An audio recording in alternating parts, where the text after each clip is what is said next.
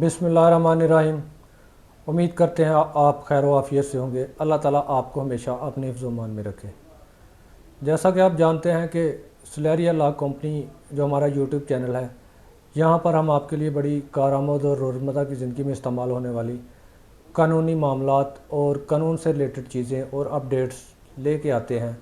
और आपको गाहे बगाहे हम अपनी वीडियोज़ के ज़रिए, अपने चैनल के ज़रिए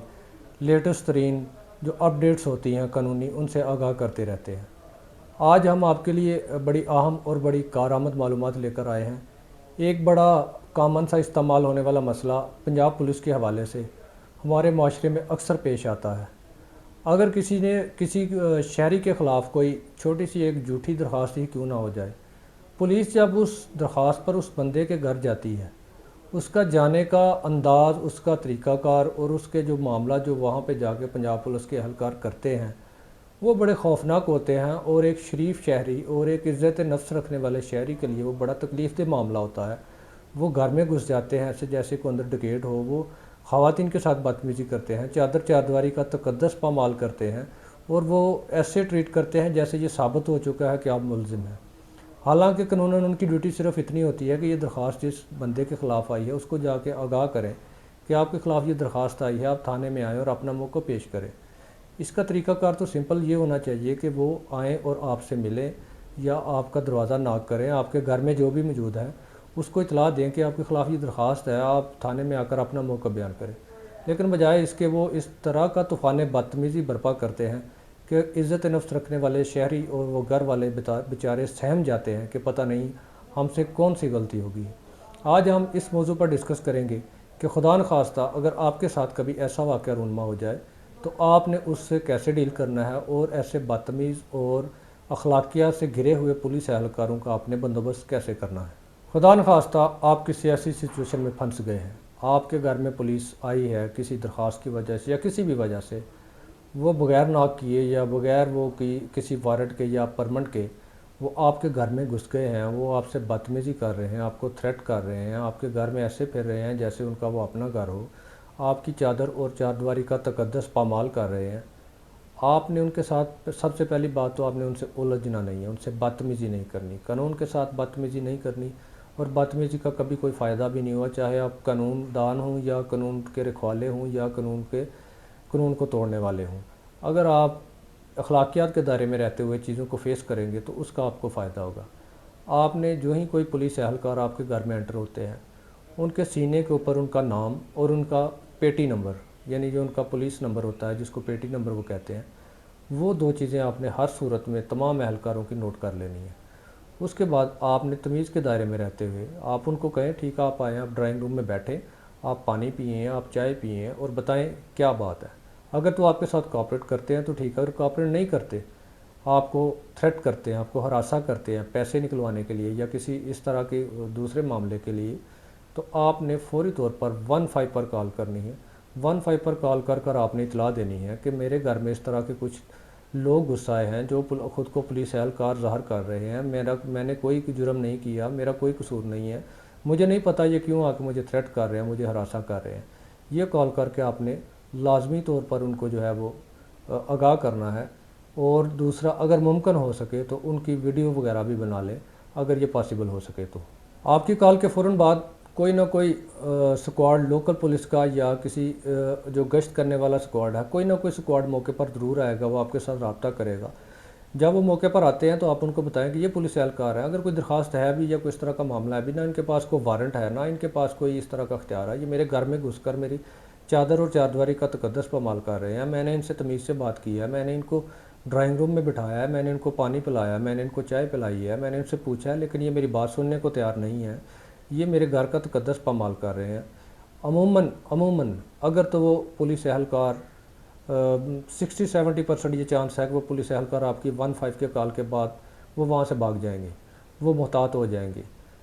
बिलफर्ज अगर वो नहीं करते, लेकिन ये चीज़ आपका एक रिकॉर्ड का हिस्सा बन जाएगी। इतना कम अज़ कम ज़रूर होगा कि 15 के स्क्वाड के आने के बाद वो कम अज़ कम वहाँ से निकल ज़रूर जाएंगे। अभी रिसेंटली कल ही एक वाक़या हुआ है, एक थाने के SHO ने एक शहरी के घर पर जो है वो उसके घर पर चोरी हुई, उसने 15 पर कॉल की और SHO ने जाके मौका पर उसको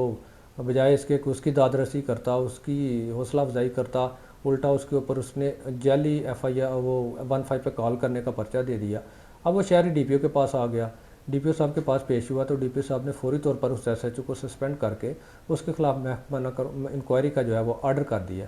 لہٰذا آپ کی اس کال کا آپ کو کم از کم جو فائدہ ہوگا، زیادہ سے زیادہ تو یہ بھی ہو سکتا ہے اگر وہ اس کارڈ جاندار ہوا، مؤثر ہوا، تو وہ ان کے خلاف کارروائی کر سکتا ہے، ان کے خلاف وہ ایک رپورٹ لکھ کے 155C کی وہ اپنے تھانے میں یا DPO کو جمع کروا سکتے ہیں کہ یہ پولیس اہلکار اپنے اختیارات کا ناجائز استعمال کر رہے ہیں۔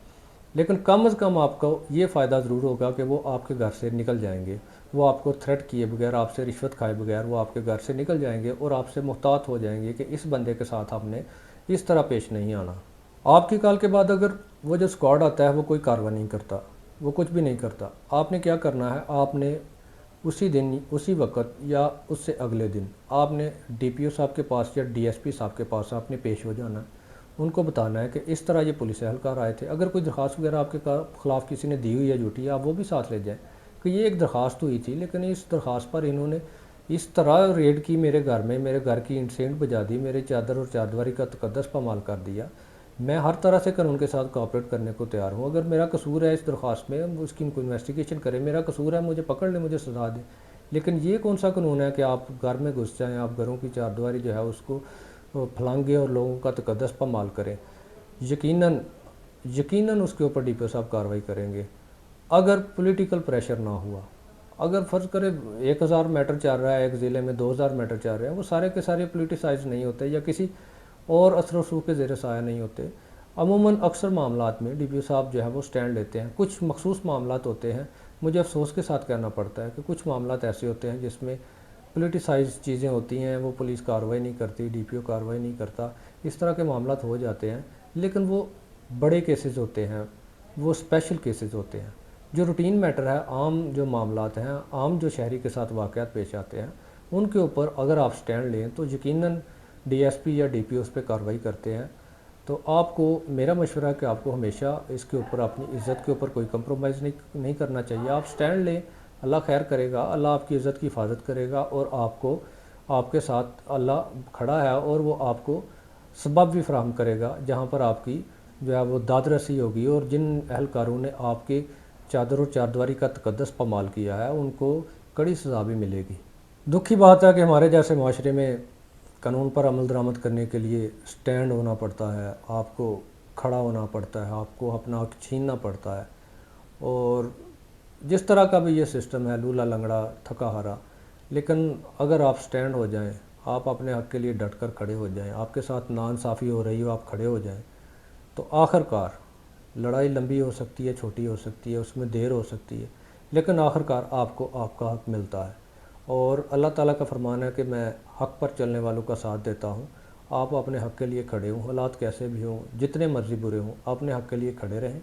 انشاءاللہ تعالیٰ آپ کو انصاف ضرور ملے گا۔ امید کرتے ہیں آپ کو ہماری ویڈیو پسند آئی ہوگی۔ اگر ہماری ویڈیو پسند آئی ہے تو آپ اس پر لائک، کمنٹ، شیئر بھی ضرور کر لیجئے گا، اور اگر ہمارے چینل پر نئے ہیں تو اس چینل کو سبسکرائب بھی ضرور کر لیجئے گا تاکہ اسی طرح کی معلوماتی اور کارآمد ویڈیو آپ تک پہنچتی رہے۔ اگر ہم سے کسی قسم کا قانونی مشورہ کرنا چاہتے ہیں، کسی قسم کی کوئی رہنمائی لینا چاہتے ہیں، تو ہمارا نمبر جو سکرین پہ چلتا ہے وہاں پر آپ ہم سے رابطہ کر کے ہم سے مشورہ کر سکتے ہیں۔